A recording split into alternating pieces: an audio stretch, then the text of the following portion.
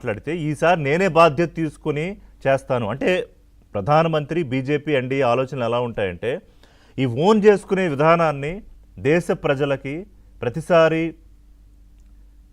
చూపించే విధంగా ఉంటాయి. సో అదొక ఎగ్జాంపుల్ చెప్పాను నేను ప్రభాకర్ గారు. ఇవాళ ఈ మీటింగ్ జూన్ 10న జరగబోయే మీటింగు ప్రధానంగా దేనికోసం, బట్ దాని వెనకాల పొలిటికల్ ఎజెండా మీరు చెప్తారా లేకపోతే మన విశ్లేషణలో నన్నే చెప్పమంటారా? ఇప్పుడు పొలిటికల్ ఏజెండా లేకపోతే డెవలప్మెంట్ ఏజెండా లేకపోతే వికసిత్ భారత్ దిశగా భారతదేశం అడుగులు వేయాలి అన్నటువంటి దానికి ఆయా రాష్ట్రాలు అభివృద్ధి చెందితేనే భారతదేశం కూడా అభివృద్ధి చెందుతుంది అన్నటువంటి బలమైనటువంటి ఒక విధానంతో ముందుకెళ్తున్నటువంటి ఒక ప్రభుత్వం నరేంద్ర మోడీ గారి ప్రభుత్వం. First point. ఇక సెకండ్ పాయింట్ విషయానికి వస్తే పెట్రోల్ ధరలకు సంబంధించిన విషయంలో తులసిరెడ్డి గారు చెప్పారు. ఈరోజు అత్యంత ఎక్కువ రేటు ఉన్నటువంటి రాష్ట్రాలు అన్ని కూడా కాంగ్రెస్ పాలిత రాష్ట్రాలే పెట్రోల్ సంబంధించినటువంటి విషయంలో. ఎందుకు వారు ఆయా రాష్ట్రాలు ఎక్కడైతే కాంగ్రెస్ అధికారంలో ఉందో తెలంగాణ చూస్తే మనకు కనబడుతుంది. ఏపీలో అందరికన్నా ఎక్కువ 117.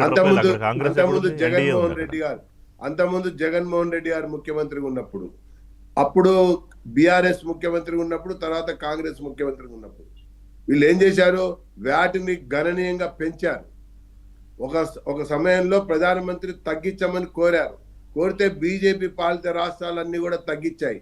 తగ్గించకుండా ఉన్నటువంటి రాష్ట్రాలు అప్పటి జగన్మోహన్ రెడ్డి ప్రభుత్వం, అప్పటి బీఆర్ఎస్ ప్రభుత్వం, దాన్నే కొనసాగిస్తున్నటువంటి ఇక్కడ తెలంగాణ కాంగ్రెస్ ప్రభుత్వం. ఇది ఒక అంశం. పోతే ఇతర ఒకవైపున యుద్ధం వచ్చింది. తులసిరెడ్డి గారికి అన్ని విషయాలు కూడా తెలుసు. మనం ఒక పార్టీ ప్రతినిధి అయినప్పటికీ కూడా వాస్తవాలకు దగ్గరగా మన యొక్క అంశాలు ప్రస్తావన ఉండాలని నేను కోరుకుంటాను. ఇప్పుడు ప్రపంచ దేశాల్లో ఒకవైపున యుద్ధము, మరొక వైపున సంక్షోభం ఈ యొక్క ఆయిల్ విషయంలో వచ్చింది. ఇతర దేశాలతో పోలిస్తే భారతదేశంలో ఉన్నటువంటి పెట్రోల్ యొక్క ధరలు చాలా తక్కువ అన్నటువంటి విషయం అందరికీ తెలిసినటువంటి ఒక అంశం. మనం సమర్థించుకోవటంలే, ఆ రకంగా వాళ్ళతో పోల్చుకొని మనం ఇట్లా ఉండాలి అట్లా ఉండాలని మనం అనుకోవటంలే. ఒక పాయింట్. ఇక రెండో పాయింట్కి వచ్చేసరికి ఈ ముఖ్యమంత్రుల సమావేశం. ఈరోజు ఒక అంశాన్ని గుర్తించాలి మన రుచి గారు. మీరు ఇంపార్టెంట్ అంశం ఏంటంటే ఒకసారి ఒక ప్రభుత్వం పరిపాలన రాయిస్తే రెండోసారి అధికారంలోకి రావడం చాలా కష్టం అవుతుంది. దేశ ప్రజాస్వామిక వ్యవస్థలో స్వాతంత్రం నాటి కాలం నుంచి వస్తే ఒక బెంగాల్ మాత్రమే లగాతారుగా కమ్యూనిస్ట్ పార్టీ వస్తూ వచ్చింది. ఆ తర్వాత ఈరోజు పరిస్థితి ఏంటంటే టోటల్ గా కనుమరుగైపోయి ఒక సీటు కూడా గెలవలేనటువంటి ఒక పరిస్థితిలో కొట్టుమిట్టాడుతూ ఏదో చావు తప్పి కన్నులొట్టపోయి బయటపడ్డది. ఇంకా కొన్ని కుటుంబ పార్టీలు, ప్రాంతీయ పార్టీలు, జాతీయ పార్టీలు కుటుంబ పార్టీలుగా, ప్రాంతీయ పార్టీలుగా మారినటువంటి ఒక కాలాన్ని ఈ మధ్య నరేంద్ర మోడీ గారి యొక్క ప్రభుత్వ సమయంలో చూసాం. అయితే యాంటీ ఇన్కంబెన్సీ అనేది ఏ ప్రభుత్వం పైన కూడా ఉంటుంది అన్నటువంటిది బలంగా అందరూ భావిస్తూ ఉంటారు. అయితే ఈ యొక్క అంశం విషయంలోనే ఈ వికసిత భారత్ అనేటువంటి లక్ష్యాన్ని పెట్టుకున్నటువంటి మోడీ గారు ఏ రకంగా అన్ని వర్గాలు అభివృద్ధి చెందాలి, సర్వతోముఖ అభివృద్ధి దిశగా అడుగులేయాలి, సత్వర అభివృద్ధికి పునాదులు పడాలి అన్నటువంటి ఒక రీతిలో ఆలోచించడం కొరకు ఆ ముఖ్యమంత్రుల సమావేశం ఈసారి దోహదం చేస్తుందని చెప్పని నేను భావిస్తా ఉన్నా. ఒకసారి అయిపోయింది, ప్రభుత్వంలోకి వచ్చారు సమర్థ ప్రధాని, సుస్థిర ప్రభుత్వం. మరి దేశం మోడీ కావాలని కోరుకుంది కాబట్టి మొదటిసారి వచ్చారు. వచ్చిన తర్వాత పర్ఫార్మెన్స్ తో తీసుకొచ్చినటువంటి ఒక రిఫార్మ్స్ తో అక్కడి నుంచి సాధించినటువంటి ఒక ప్రగతితో రెండోసారి కూడా మరి ప్రధానమంత్రి అయినటువంటి విషయాన్ని మనం చూసాం. అక్కడి నుంచి ఎప్పుడు కూడా ఈ దేశంలో ఏ పార్టీ కూడా, ఏ ప్రభుత్వం కూడా మూడోసారి ఎన్నికైనటువంటి సందర్భం దేశ స్థాయిలో లేనే లేదు. కానీ మూడోసారి కూడా కొంత మెజారిటీ తగ్గినప్పటికి కూడా, అంటే బీజేపీకి సీట్ల సంఖ్య తగ్గినప్పటికి కూడా ఎన్డీఏగా ప్రభుత్వాన్ని నిలబెట్టుకోవటం, మరి ఆ ప్రకారంగా పరిపాలన కొనసాగిస్తూ పోతున్నటువంటి విషయం కూడా మనం చూసాం.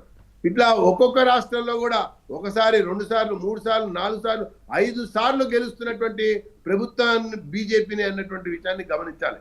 కాబట్టి ఇక్కడ పొలిటికల్ ఓరియంటేషన్ కంటే కూడా డెవలప్మెంట్ యొక్క ఓరియంటేషన్ లో involving all sections of the society, ఈ సొసైటీలో ఉన్నటువంటి అన్ని వర్గాల ప్రజలు కూడా ఈ ప్రభుత్వాన్ని ఓన్ చేసుకోవాలి. ఇందాక మీరు ఒక మాట అన్నారు, ఎక్కడో ఒక దగ్గర ఒక రాష్ట్రంలో మారుమూల పాఠశాలలో కళాశాలలో ఒక సెంటర్లో జరిగినటువంటి నీట్ పత్రిక మన ప్రశ్నపత్రం లీకు ఏ రకంగా కుదిపివేసిందో మనందరం కూడా చూసాం. కాబట్టి ప్రధానమంత్రి ఈసారి నేనే స్వయంగా రంగంలో దిగుతున్నా అని చెప్పడం జరిగింది. ఇక రైతులకు సంబంధించిన విషయానికి వస్తే, స్వాతంత్రం వచ్చినప్పటి నుంచి ఈనాటి వరకు కూడా కాంగ్రెస్ ప్రభుత్వమే ఎక్కువ సంవత్సరాలు దేశాన్ని పరిపాలించింది కదా. కానీ మద్దతు ధరలు ప్రకటించేటువంటి సందర్భాల్లో మద్దతు ధరలని చాలా ముందస్తుగానే ప్రకటించేటువంటి ఒక విషయంలో భారత ప్రభుత్వం, నరేంద్ర మోడీ గారి ప్రభుత్వం తీసుకుంటున్నటువంటి చర్యలు లాభసాటి యొక్క వ్యవసాయమే కాకుండా, వ్యవసాయం అనేది ఈరోజు జాతీయ ఆదాయానికి మూల బిందువు అయింది. ఎక్కువ మొత్తంలో మరి కంట్రిబ్యూషన్ టు ది ఎకానమీ అనేటువంటి రీతిలో ముందుకెళ్తూ వచ్చినటువంటి విషయం మనం చూస్తూ వచ్చాం. ఇది ఏదో తూతూ మంత్రంగా మాట్లాడుతున్నటువంటి వ్యవహారం కాదు ఇది. ఈరోజు రైతు ఆ రకంగా అన్ని రకాలుగా కూడా అయితే ఇక్కడ ఏమవుతుంది, రైతులు సంబంధించినటువంటి డ్యూయల్ సబ్జెక్ట్ కూడా కావటం, ధాన్యం ఎవరు సేకరించాలి, రాష్ట్రాలు. తెలంగాణలో ఉన్న పరిస్థితి గతంలో కూడా తెలంగాణలో చూసాం మనం. నేను అదే చెప్తున్నా, ధాన్యం ఎవరు సేకరించాలి, అది బీజేపీ పాలిత రాష్ట్రమైనా, కాంగ్రెస్ పాలిత రాష్ట్రమైనా, ప్రాంతీయ పార్టీ పరిపాలించేటువంటి రాష్ట్రమైనా ధాన్యం సేకరించే బాధ్యత రాష్ట్రానికి.